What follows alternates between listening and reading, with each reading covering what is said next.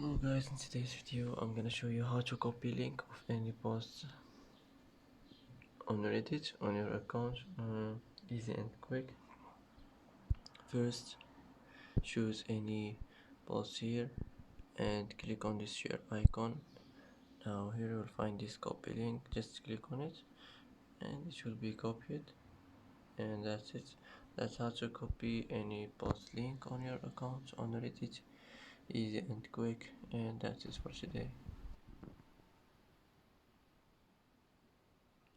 And that's it for today's video. If you like this video, don't forget to like and don't forget to subscribe.